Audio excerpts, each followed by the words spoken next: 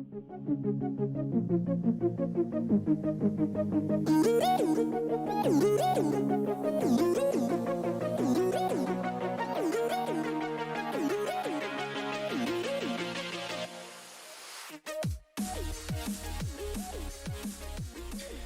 everyone, and welcome back to the Zone Blitz. As always, I'm Vince Miller, joined by my co-host Ashton Overhaul.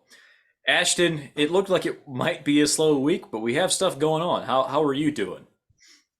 Yeah, doing well. This one's going to be interesting. We're going to have a fun podcast here. The fact that Alabama, who's kind of the bane of my existence, like they're everything that makes me uncomfortable, like in college football, and the fact that they hired a coordinator from your school, like it's just there's a lot of feelings there, a lot of emotions there. This is going to be a fun episode. Yeah, so Bama hires Tommy Rees as their offensive coordinator, and then Kevin Steele as their defensive coordinator. So from Notre Dame and Miami, respectively. Let's just jump into the Tommy Rees part of this. I think that's the more fun one to talk about. There's so I don't even quite know what to think, and I'll share some of my thoughts. I might be a little too close to this. Well, what are your thoughts as kind of the neutral observer, if you will? Okay, I wasn't terribly high on Notre Dame in our way too early top 25s, right? I wasn't. I think they have there's definitely something going there for Notre Dame overall. They have positive momentum, but I was hesitant to like put them in the top 10 because I wasn't really sure about their offensive coordinator. Now they don't have that problem anymore because Tommy Rees got a promotion to the best offensive coordinator job in America. Like it's kind of what that one's been for a while. So Tommy Rees, he's 30 years old. I'm 28 and you're 29. So he's just like a little bit older than us. Here's just where I went with it. I'm just going to go ahead and say this straight out.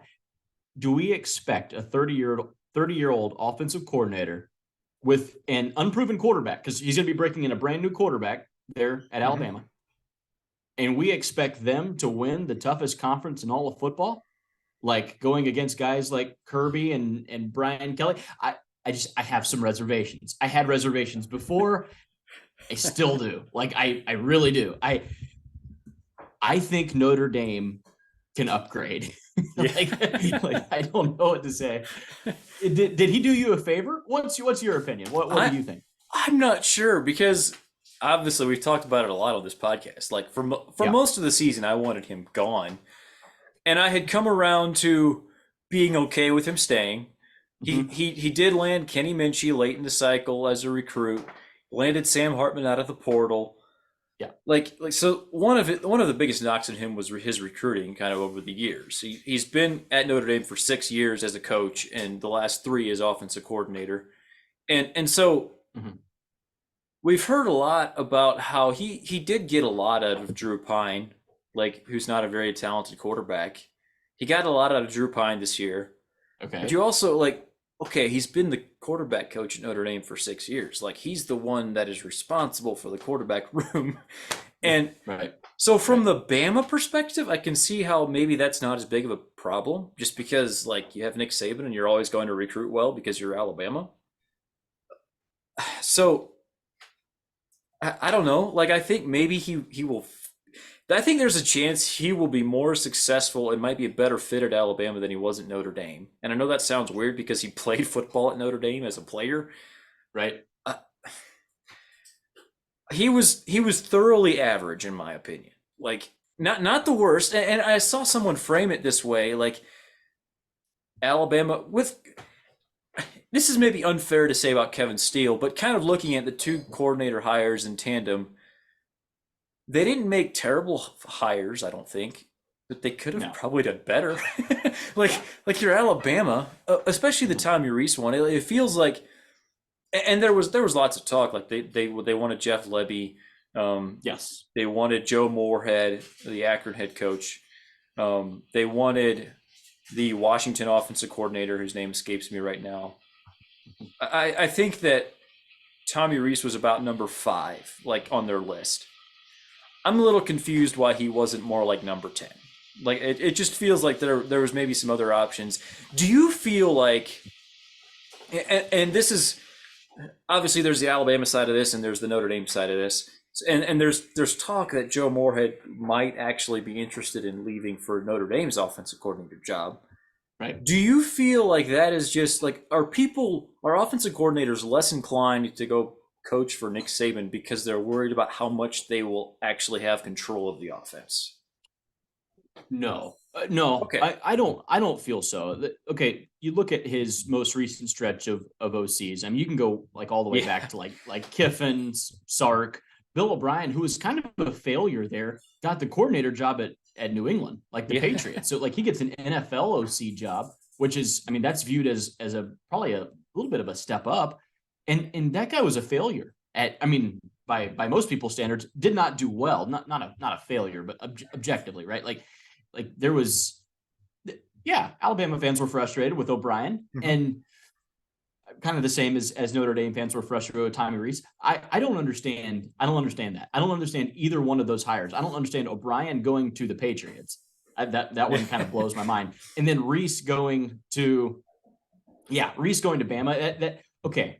In a world where Clemson just hired Garrett Riley, this does not make sense to me. Like Right. when Dabo and Saban are viewed as rivals, right? Or at least they were. Like they're kind of similar types. Like they've both won multiple national championships the last couple of years. When Dabo goes out and hits a home run and you settle for, we'll call it a bloop single. Like, was that Right. a bloop single that just clears the second baseman's glove and just like nestles in the outfield? I think that's kind of what it was. If you're grading the higher, like on the letter grade scale, which we like to use, like it's definitely not an F. Like, but it's No. also not an A. Like it's, you can argue about where it falls in between there, but it's definitely in between those two things. And right after, yeah, Dabo went and hired Garrett Riley. Like, yeah, it just it just looks kind of weird. Like, and one of the things that I've kind of gone through, like, okay, if at the beginning of December Tommy Rees had left for another job or been fired, I would have been pretty thrilled, quite honestly.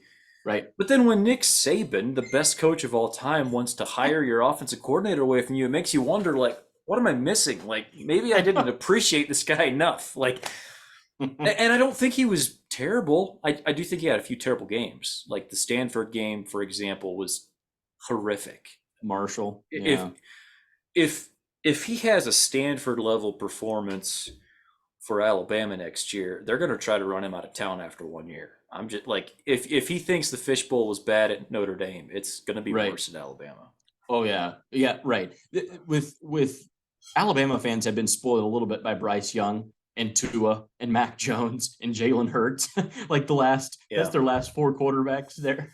So they're going to be expecting a very high level of offense in Tuscaloosa. And there's not going to be zero room for he's not going to have any time to get caught up. Like he's going to have to hit the gates running game one. Like he's going with a new quarterback. With a brand new quarterback who has almost no experience.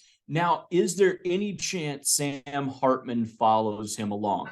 I've heard people talk about that. Is that a possibility? I don't understand how that works. Maybe with the transfer portal, like there's new rules and stuff. There will be another portal session after spring ball, right? Like there will be another portal session. Yeah. So he could move if he's not already enrolled at Notre Dame. That's my understanding of it. He is enrolled at Notre Dame, and right after this news broke, he released a video of him working out with wearing a bunch of Notre Dame gear, and like they had the Notre Dame logo over the video. Like, so the only way I could still see a slight chance of him leaving is if he really hates the offensive coordinator hire, like that.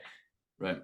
That's the only way I could see that being a thing. From a lot of the names that are kind of being floated out there as maybe possibilities, I don't think that he's going to hate the offensive coordinator hire. I think there's at least a 50-50 chance that Notre Dame upgrades. And there's a few names out there that I might view as possible downgrades, but most of them I feel like would be on par or better than Tommy Rees.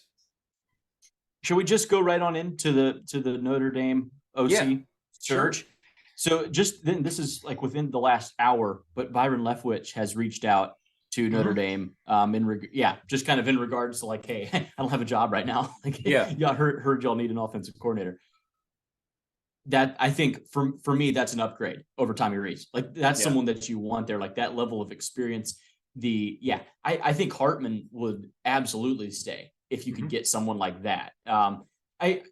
I saw one list. It did have Jeff Lebby as like the top name. I don't think you're going to get Jeff Lebby. Like I'd be very, very surprised. Joe Brady, like you remember Joe Brady from Right. like 2019 LSU. He seems like he's with the Buffalo Bills now as I think he's quarterback's coach. If Alabama, like how Alabama didn't get him, like it feels like if Alabama couldn't get him, Notre Dame probably won't either. Like he's probably just going to stay in the NFL. It's kind of known that he didn't like recruiting and is just a better fit for the NFL. Like I don't think he's going back to college. The fourth name on this list is Charlie Weiss Jr. Anything there? I don't think there's any chance from what we've been hearing. One of the most important things that they're looking for is play calling experience. Obviously, Marcus Freeman was a defensive coordinator. He's had 1 year as a head coach. Yeah. So I think he's not looking for the next Tommy Rees, like the next young up and comer who has very little experience. I think he's looking for someone with some more play calling experience. They can be young, but they have to have play calling experience. And Charlie Weiss Jr., I mean, he's with Lane Kiffin, and Lane Kiffin calls the plays. Right. And Jeff Lebby was the same way before this last year at Oklahoma. So also Jeff Lebby was employed at Baylor during the whole scandal thing, and I don't see any way of Notre Dame letting him in. Like I just don't. Serious? Yeah, I don't believe that is a possibility. So. Okay, I didn't realize it ran quite that deep. So, like anyone affiliated with the scandal is absolutely not accepted. I would be shocked. Put it that way. Obviously, never say never, but I would be shocked. Wow. Okay. Some of the other names that I've heard. So Joe Moorhead, we mentioned him earlier. Like he kind of turned down Alabama, but he's kind of been on record in the past as calling Notre Dame like a dream job for him. Might have been referring to head coach. I'm not sure, but he's like a Catholic guy and he's a Northern guy. Like we all saw how like he did okay at Mississippi State, but he was not a culture fit. I don't think he's really a culture fit in the South like that. So maybe that would be another reason why he didn't want to go to Bama. I do think that there's a non-zero chance he might actually leave a head coaching job with Akron to go be offensive coordinator at Notre Dame. Like he would probably quadruple his salary, which is kind of like, so we just saw Sean Lewis leave Kent State to go be Colorado's offensive coordinator. Jason Candle, Toledo's head coach, is one of the top names out there being floated for Miami's offensive coordinator job. So the MAC, like you're paying your coaches maybe $500,000 a year. All these other Power 5 teams are trying to pay their head coaches 10 times that. And it's just really hard to hire a head coach from the MAC and have him make that big of a jump anymore. Like it used to happen back in the day. Anymore, I think a lot of these coaches are deciding that if you go get a big time offensive coordinator job or whatever, you might have a better chance of becoming a head coach from there. Like Sean Lewis, by the way, is a name that has also been floated for Notre Dame. Like I know he's probably just still unpacking his boxes at Colorado, but if Notre Dame wants you to be their offensive coordinator, like you'd have to at least think about it. Joe Moorhead, Sean Lewis, Andy Ludwig is a name I've heard a lot. Utah's offensive coordinator. He's had USC's number, which that would be okay with Notre Dame. That's a good thing. Those are some of the main names I've heard floated. There's a few others. Okay. A lot of it is conjecture. I feel like Marcus Freeman is keeping it pretty close to the vest at this point. Who do you want? I don't know that there's one single guy that I just really want above all others. I would say I would probably prefer either one of these names: Joe Moorhead, Andy Ludwig. Another name I've heard is Brian Johnson, who is the Eagles quarterback coach and was Florida's offensive coordinator in 2020 when Kyle Trask went off. Right. So he has some experience as an offensive coordinator in college, and he's obviously done a really good job with Jalen Hurts this year. So one of those three names maybe would be my preference. I do think there's a few other names out there that would also be fine. Not Byron Leftwich then? No. I would be okay with it. I think he's never coached in college, so that would be one thing that could be an issue. We know Marcus Freeman. Let's just say recruiting is very important to Marcus Freeman. So Yeah. so I tend to think it'll probably be somebody who has some recruiting experience. Okay. Okay. Yeah. No, that's fair enough. It does. There's not many guys on that list. Well, and to be fair, offensive coordinators aren't as much of like primary recruiters. Like the primary True. recruiters are more going to be the head coach and like your receivers coach or offensive line coach or running back coach. Like it's going to be either like your head guy and then they'll The position like coach, skips yeah. right. It skips a step and then you go down to the position coach. The OC is often, yeah, he's the nuts and bolts guy, like the actual rocket scientist putting it all together. So at least, yeah, that's how it is at least a lot of big programs right now. Ryan Grubb was the name that you were looking for from Washington, the OC. I think he turned down Bama. Like it's been rumored at least that Bama, that like he was kind of Saban's first choice, turns him down, which I don't really know why to stay at Washington, but okay, good for him. Yeah, that's maybe like if you could get him, that's also kind of a coup. Yeah. I think it's very interesting. Yeah, for Notre Dame. I think it opens up a lot of great possibilities. And the good thing is, like, you don't actually have to fire Tommy Rees because that was a very real possibility for like most of last year. Is like, we don't know if Rees will be back next year. Like what are we going to do? And yeah, to have him go to Alabama, that's great. The fact that it was Alabama that took him almost makes you have just a little bit of pause. Like, did we miss? Like, what did I not get here? But at the end of the day, it didn't work for you guys. Like it didn't work at Notre Dame, and I think most of us would agree that yeah, the offense wasn't clicking by any means. So yeah, it's a great opportunity for Notre Dame. There's a lot of good offensive minds out there. All the ones that we've mentioned. Ludwig at Utah I would have him or Leftwich as like one or two. Like that's for me, like that would be awesome. An NFL guy, I think Leftwich coming from an NFL system, I would recruit better than maybe you think. Like I think that like I'm going to come in, I'm going to coach you in a pro style offense. You will be pro ready in 3 years. That's a very attractive thing to a lot of recruits, I think. Yeah, I know he had a rough season with Tampa Bay this past year, but before that, they were like I think they were number 2 in NFL scoring offense the last 2 years prior to this year. So he's proven that he can do it at the highest level. I think I would put that one as like an A- higher or an A higher. Like that would be fantastic. Joe Brady, if you could get him, but probably not going to be able to get Joe Brady.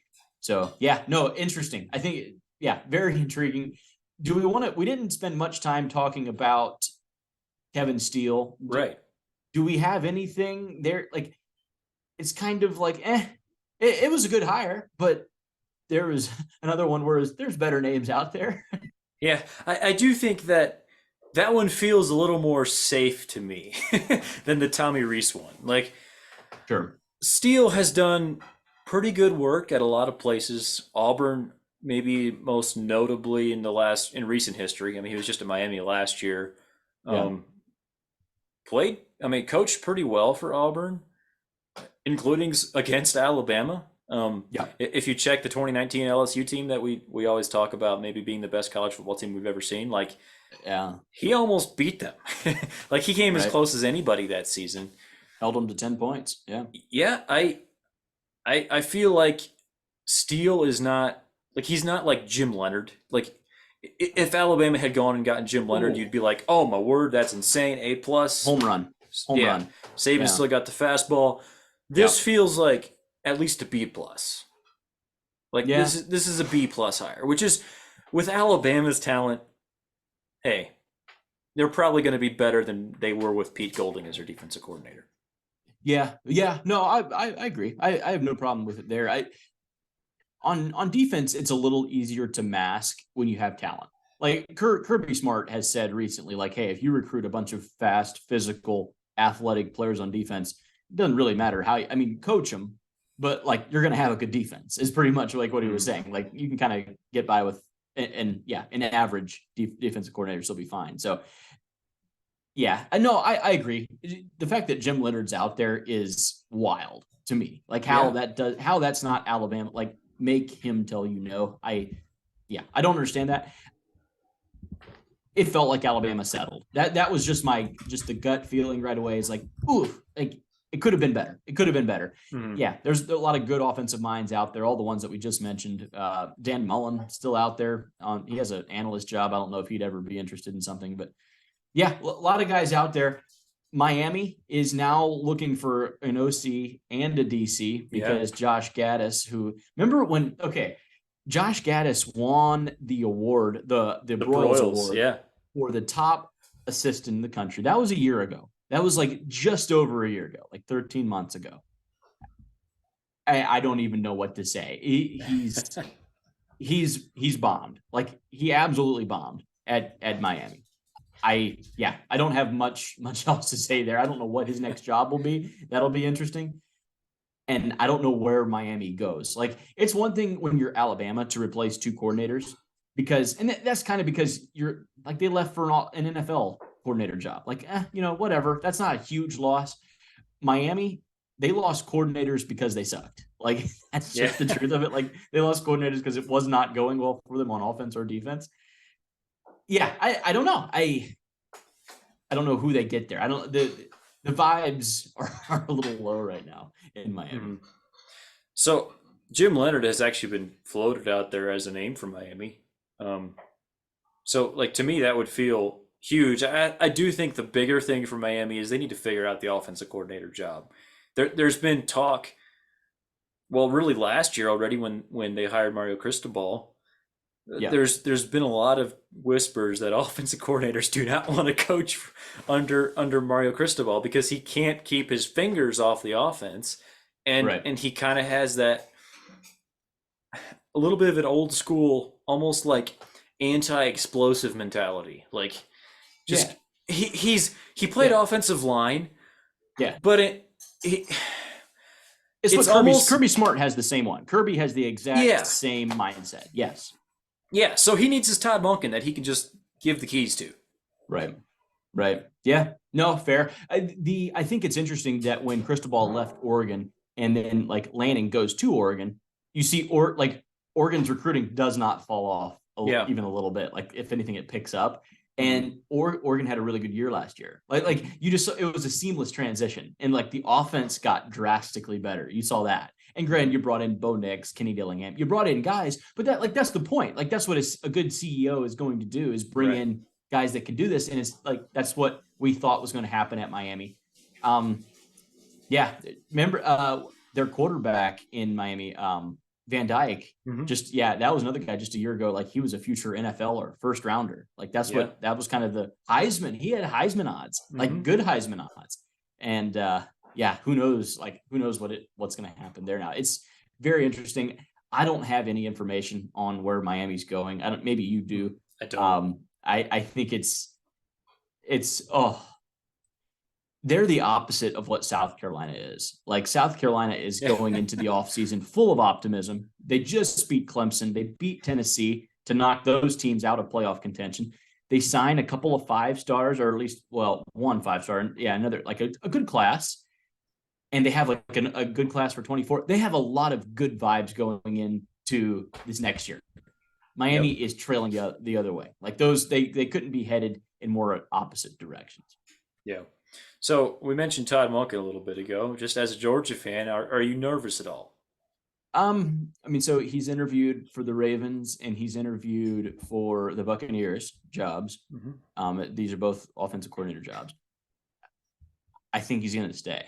Like, I think he will stay. And hopefully Kirby has learned that, like, no, you can't go back to the run, pass stuff that we used to do, is run on first down, run on second down. We'll play action on third. Like, you can't be that, predictable. So Monken has been a breath of fresh air. If Monken does leave, I would like to think that we will go get another creative type in to mix things up, because that's what's been the difference between, Georgia going 11-2, or that was kind of Georgia's ceiling there for a couple of years. And then like going back to back national champs, like the last 2 years, it was the offensive innovation and change. The defense was great. That's fantastic.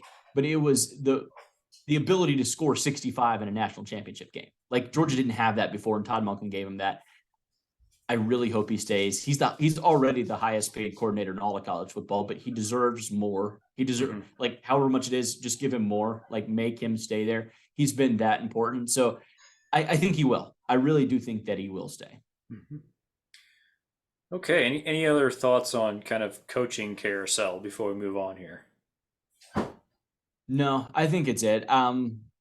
We don't need to grade these hires, do we? Like, do you have a No. grade for Tommy Rees? I don't have any grade. It was underwhelming overall. Like just Sure. kind of, it was. Yeah. What about signing day? Anything big pop out to you on signing Yeah, day? so we wanted to talk about signing day a little bit. So last Wednesday was the official national signing day, which was, back in the old calendar of college football, it would have been a much bigger deal. But this time, the way things are now, the early signing period is when most of these players sign. There were a few things. Nicholas Harbor, you kind of referred to him earlier, not by name, but South Carolina picked him up. Jaden Rashada going to Arizona State, so big pickup for them. Also some more details about that whole thing. I would say most of the details that come out make you sort of feel bad for the kid, and like I'm just saying, like if you're a parent out there and you have an excellent recruit kid, like try not to ruin their life. Just saying. You're saying like with Rashad, like the deals for Rashada.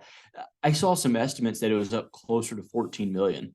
Like that's just massive. Yeah. I none of it really made sense. There was one little clause in the contract I saw that like he had to live in Gainesville, like he wasn't allowed to live anywhere else. I think he started off making, was it 250 a month? Is that what it was? 250,000 a month? That. Yeah. Yeah. And then it went up progressively from there. Yeah, the location clauses are kind of that's how they make so that a player, if they transfer, then you no longer have to pay them, that type of thing. So it's pretty common, I think, in NIL deals. I was happy for, just that he could go to Arizona State. Like that, it felt like he could have really been in kind of a free fall, like just from schools. Like he'll drop down to like a group of 5 school, or like where will he even be able to still get on? But like Arizona State needed a quarterback. Kenny Dillingham gets a guy who has a lot of talent too. People forget Rashada was a 5-star for most of this recruiting cycle. Like only in the last couple of months has he actually dipped down back into high 4-star status. But he's been one of the guys that we talked about. We talked about Nico in this class was Rashada and Jackson Arnold. So happy for him. Is it his fault? Like I don't even know who you blame. Like who do you blame for the whole debacle at Florida? Usually it's people around the kid more often than it's the kid. Just saying. Like that's usually how it goes. Most of these guys are 17 years old, and some of them have excellent parents and coaches and support staff, and other people don't. And you can see how that turns out sometimes. Not always, and I don't know everything about this specific situation, obviously, but just in general, it's often the people around the kid that have other things to gain from his success. Sure. Yeah. So you mentioned we talked about maybe with Alabama's underwhelming hires that maybe that Saban had kind of lost the fastball, but then you would go look at the 2023 class. He signed 9 5-stars, 18 4-stars. He seems to still have the fastball. He does, yeah. If he can't recruit coaches, he can still recruit players very well. That's right. It was more interested to see like who they're going to get at quarterback, I think, and like what's going to happen for them, like who's going to start for them next year. But man, they're absolutely loaded, especially like edge rusher. Yes, like they're so good there. I feel like Bama and Georgia have kind of gotten a monopoly on highly ranked edge rushers at this point. Like it feels almost unfair if you kind of those are the top 2 classes in the country, which surprise surprise. And if you look at like the average player ranking, they're still the top 2 classes in the country. It doesn't matter what you use to grade it by. Like those are clearly the 2 best classes in the country, and they both just stocked up on the big dudes that can rush the passer. Like and that's honestly like after quarterback, it feels like that's what you need to win in college football. You need a quarterback, and you need guys that can sack the quarterback. And Alabama and Georgia have those guys in abundance. Yeah, I think the thought is I believe that edge rushers are it's easier to project a little bit. Mm-hmm. Like Yeah. edge rushers kind of are what they are. It's a physical position, and there's the learning curve is not nearly as high as like say a safety or a quarterback. Like it's pretty much just go see ball, get ball type. So no, Alabama does very well. Alabama and Georgia are not lacking at all in that regard. But there's a couple of like who are the surprises for you just overall? Like you can sit back and look at this class overall, just some names that once all the numbers are compiled, maybe not a team or a program that everyone talked about early on is like, wow, look how great they're recruiting. But quietly, it's like they actually have a good class. Like they did what they needed to do to stay in contention. I'm still kind of shocked at Oklahoma having the number 4 class in the country after kind of a horrific first year under Brent Venables. I mean, they got absolutely mauled by Texas. What they go 6-6 in the regular season. It was underwhelming to say the very least. And they still got the number 4 class in the country. Jackson Arnold, a lot of people think is the most college-ready quarterback in the class. Brought in a number of good players. It's a really good class. It's not Bama and Georgia, but no one else is, and they have about as good as you can get. It is interesting to me that after Bama and Georgia, you have Texas and Oklahoma as the next 2 classes, and I do think that they were definitely using that SEC pitch. They're about to be in the SEC in a couple of years. I definitely think that has made a difference for them. Not that they couldn't recruit well before that, but it certainly doesn't hurt. Yeah. I don't know if you saw this. The Big 12 and Fox are just going to kind of stick it to Texas and Oklahoma just for a couple of more years. So they're not allowed to leave until 2025 now. Right. They're trying to get out a year early. Mm-hmm. I mean, I guess it's petty. I mean, so all college sports is, man. Like, I'm kind of here for it. Like, like that's it. It is what it is. I love it though. If you look at the Big 12, it's going to be really fun the next couple of years. Oh, it's loaded. Yeah, absolutely loaded. It's like just a whole bunch of teams. So I wonder what the format is for the Big 12. Like how are they going to decide champions? Like what will it be like? Because you don't know. Like it could be literally anybody in that league now. So it'll be fun. I guess you could say that Texas and Oklahoma probably did buy in with some of that SEC clout. Like, hey, look where we're going. And when you get here, this is like we'll be playing in the SEC, which I mean, great, good for them. I'm with you on Oklahoma's class being surprising. I thought that was a really good one. Another one that kind of surprised me a little bit, like once all the numbers were tallied, was Auburn. Auburn had a lot of turmoil. Obviously, like that was a debacle, kind of a whole year-long thing of like we're gonna try to fire Brian Harsin, and they finally do get him fired. You bring Hugh Freeze in, and he immediately starts bringing guys, kind of quality prospects in. They finished with the number 17 class overall. That's as good as you can do given the circumstances. Right. Like I think walking into the circumstances, you could not have asked for better. So Auburn did what they needed to do. They did the best they could have done. With the hand they were dealt. TCU, I think we've already mentioned that in episodes past, that like a top 20 class for them. Like that's fantastic. Another name. You may not be surprised at this as much. Seeing Notre Dame actually at 10, Notre Dame has a top 10 class, and they lost a lot of guys. They did. Like they lost all the 5-stars in their class, but they still finished with a top 10 class. That's actually good. Like there's a lot of quality. They signed 24 stars. Like that's a lot. That's what your team is really going to be made up of is 4 stars at Notre Dame. And I was actually impressed to be able to lose all that they lost and still be there in the top 10, recruiting above Clemson, recruiting above USC. Remember when we thought USC was going to kind of come in and kind of out recruit everyone? Yeah. And teams that USC is going up against, Notre Dame and Oregon, who they will play every year, they got out recruited by this year.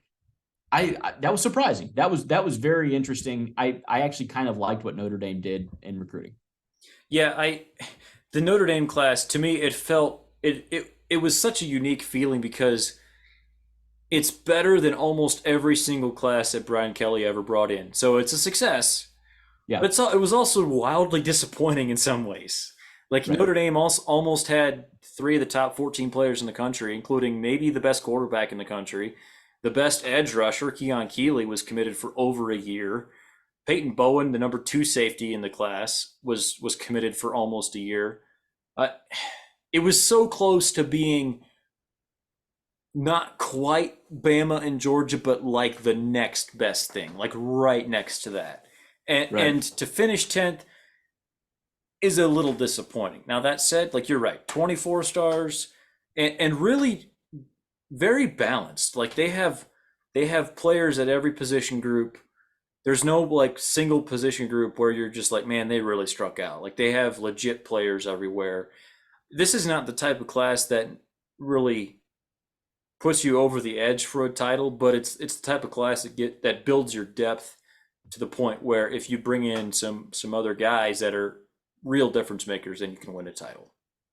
It was a foundation. Yeah. Yes. The foundation piece is kind of how I viewed it. And it's not flashy. Foundations never are, but Mm-hmm. it does take that. And you've got a good one. You signed 24 stars. No one in this class signed more than Notre Dame did. Mm-hmm.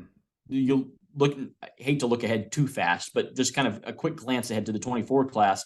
Notre Dame's actually right now number 2 overall. Looking to kind of continue on with that theme. A lot of 4 stars, maybe a couple of 5 stars in there. They're recruiting at a really good clip right now. You mentioned that Freeman puts a lot of emphasis, into that. And can he keep a couple of those 5 stars there? You have the potential to go from top 10 to top 3. Yeah, like Notre Dame can really recruit. I was unsure about that. Like I thought that the whole Kelly and Freeman dynamic I'm still a little bit unsure of, but there's no doubt that Freeman has amped up the recruiting in ways that Kelly never did at Notre Dame. He's definitely raised their floor. Like in my opinion, just from like a purely recruiting standpoint. Can he make the correct hires? Like that's a whole nother question. But it's definitely that was another team that you just looked through there and like Notre Dame had a lot of bad kind of publicity the last month, 2 months of recruiting season, and to still see them up there was surprising for me. I thought they finished strong. What other classes stood out to you, either positively or negatively? So we'll go and get into the negative just a little bit. USC down. Okay, we expected USC to do better. Like we can just all go ahead and say this. Lincoln Riley was going to go out west, and he was going to dominate. He was going to pull in all the California kids, all Oregon, Washington, even the Arizona kids. Arizona is kind of a recruiting hotbed right now. We expected him to pull those guys in. There's some good high school programs in Nevada, like in the Vegas area. We expected him to be able to pull those guys over. We expected him to control the West Coast, and he hasn't done that. He has not done that. So he finishes with the number 12 class. It's not bad. It's really not a bad class, but man, we expected more. Like, you know what I'm saying? He leaves Oklahoma. Oklahoma stays in the top 5, and he's down at 12. Like Lincoln Riley's still at 12. It's definitely not proof of concept for of what we thought was going to happen. So Clay Helton brought in better classes than this from time to time. Didn't want to go there. Yes. Yeah. No, he did. No, absolutely. Any others that really disappointed? I'm just like scrolling way down the list at this point. One that we should maybe just quickly mention as a positive is South Carolina. I think they have the best class they ever signed in their history, which good for them. Michigan, it's still like it just doesn't make sense to me how Michigan has 2 consecutive playoff appearances, 2 consecutive wins against Ohio State, 2 consecutive Big Ten titles, and they have the number 18 class right behind Auburn, who just went through a coaching change. Like Michigan, it's nothing terrible. 10 4-stars, 14 3-stars. It's just not what you would expect. Who's a better team, Michigan or Ohio State? I'm gonna go through all off season. Not sure. Like, okay, I think Ohio State was a better football team last year, and they were more talented. How did Michigan go to their place and beat them?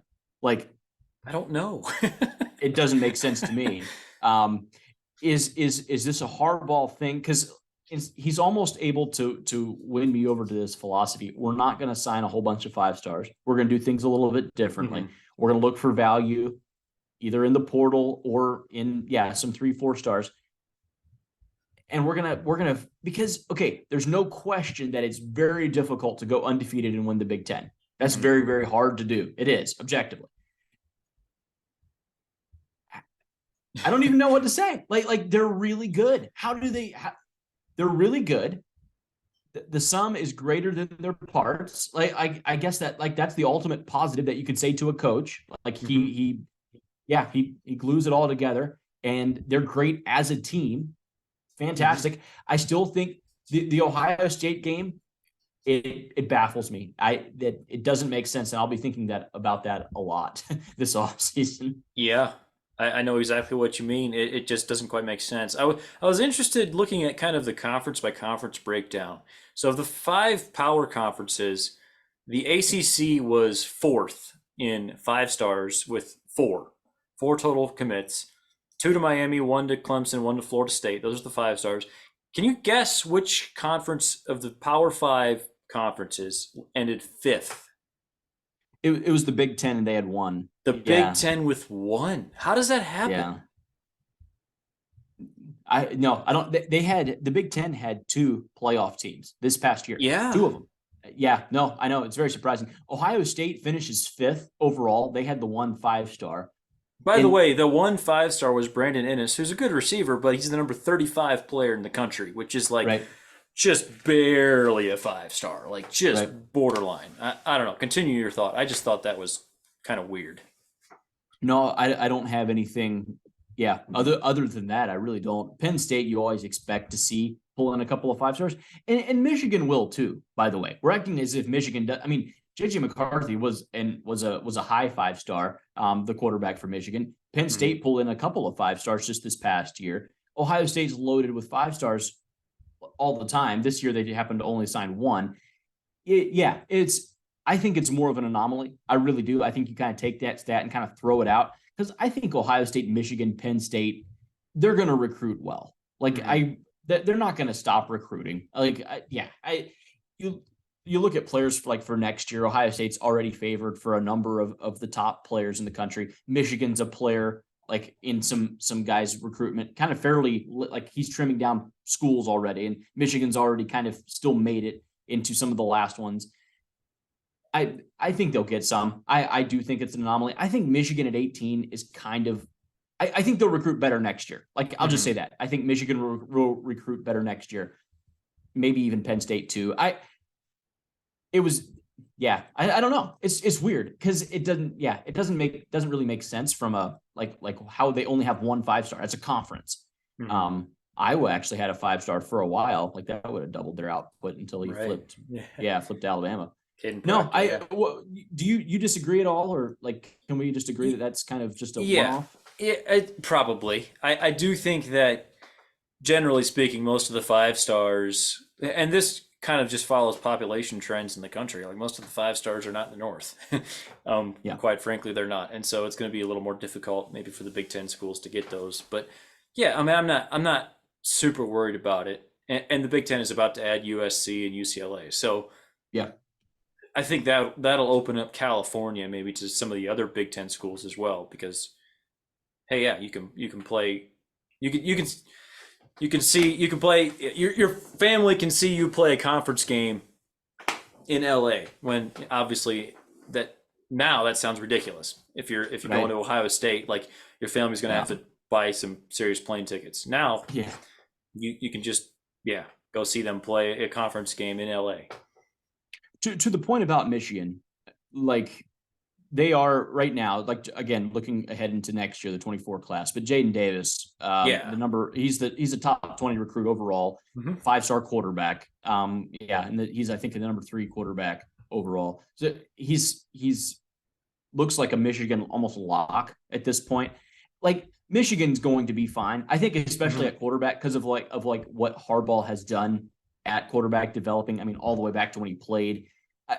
I think Harbaugh will be able to recruit the quarterback position fairly well. And like every 3 years, he'll bring on a 5-star to be his next guy. kind of maybe following the Clemson model a little bit. Like we're going to recruit decently well other places. We're going to have a really, really good quarterback, try to win games that way.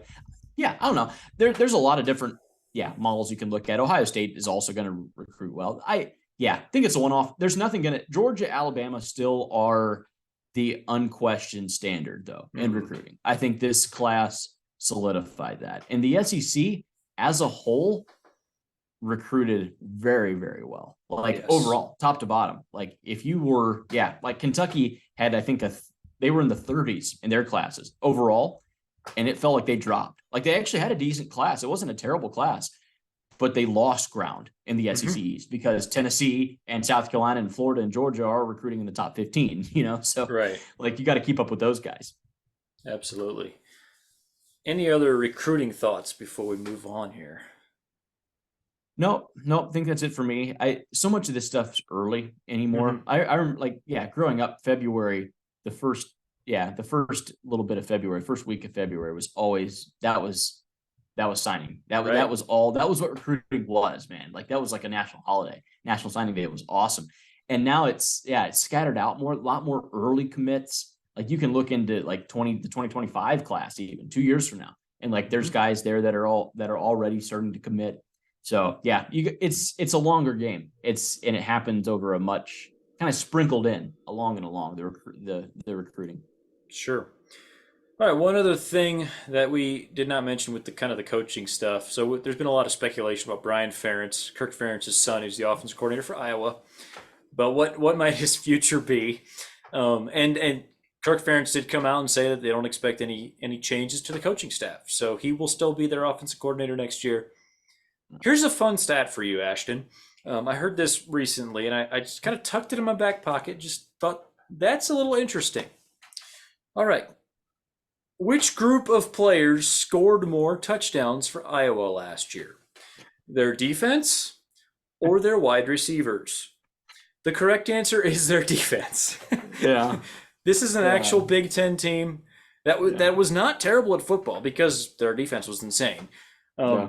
Brian Ferentz, they did announce that he has a pay cut coming, and his new contract includes some incentives, one of which is scoring 25 points per game, which is hilarious. Like it's such a low bar, and yet it's so far away from where they were last year. Right.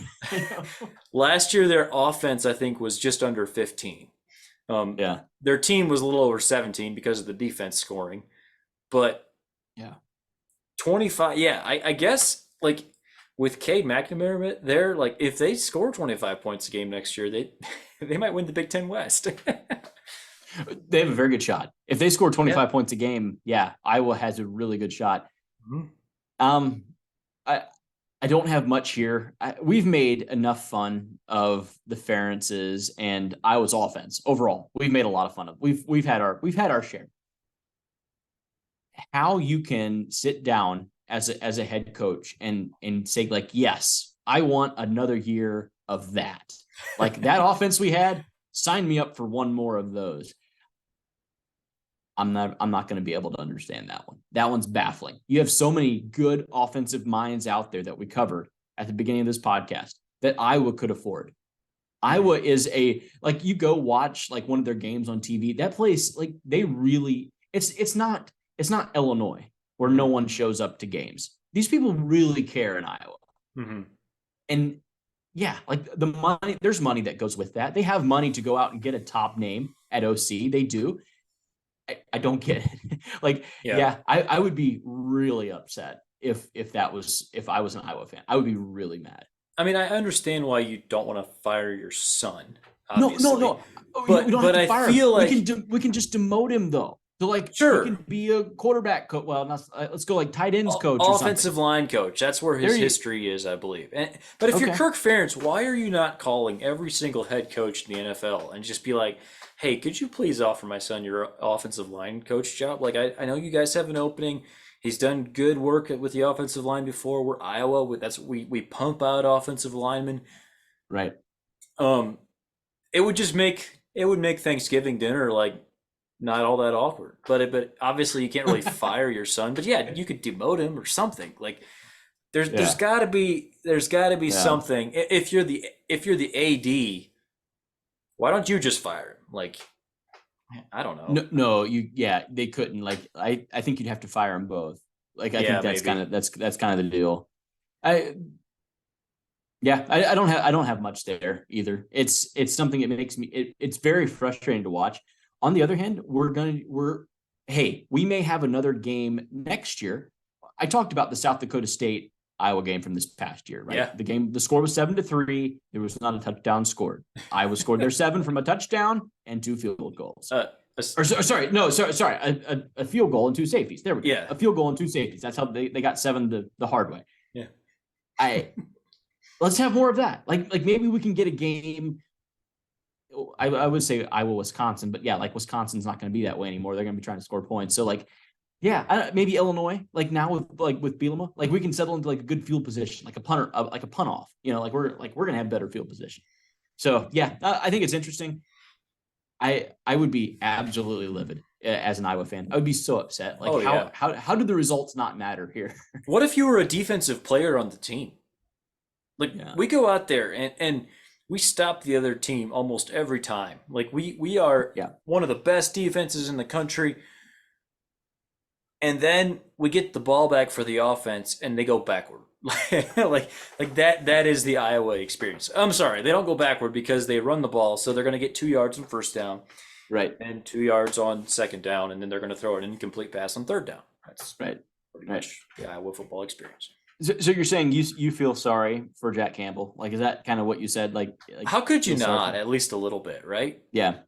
No, that's fair. Is there anyone else that's comparable to this? Like, do we have any other? It's so unprecedented that a head coach would hire his son, but the head coach has so much momentum or capital. We'll say that capital built up with that fan base and that program that like you can't really fire the head coach. But his son is absolutely not good at his job, which is calling plays. Like that's a quandary. Like that's a problem. Well, Bill Belichick has a couple of his sons on his coaching staff, and the quality of the Patriots coaching is clearly not what it used to be. I don't know how much of that is his sons, but I guess you could point to that a little anymore. Bit. Yeah, that's kind of large. Yeah, that's moderate. Yeah. All right. Anything else before we wrap this up? A little bit of trivia. It has been there is no non-SEC team that has been ranked number 1 in any CFP poll since November of 2019. So since November of 2019, it has been only SEC teams in every single college football playoff poll. That would have been Ohio State, right? Oh, well, no, Ohio State was, and that was in November of 19. Yep. Yeah. So, and then then LSU, right. LSU went ahead and won. Alabama in 20, Georgia. And there was a couple of times, I think Tennessee was the first one this past year. In 2022, Tennessee was number 1, but then Georgia promptly beat them and went to number 1. So like they swapped. Right. So yeah, it's been some SEC team, whether it's Tennessee, Georgia, Alabama, or LSU. So something out there. I think that's interesting. I honestly, I'm an SEC guy, and most people out there that are listening know this, but it's not good when that happens. That's not healthy. Like there does need to be, someone needs to come beat teams in the SEC. Like that's something that needs to happen. So, yeah, well, if Bama and Georgia keep recruiting at their current level, that might not happen. Then again, Bama just hired Tommy Rees as their offensive coordinator, so who knows? We've got a shot. All right. Thanks, everybody, for listening. Have a great week, and God bless you all.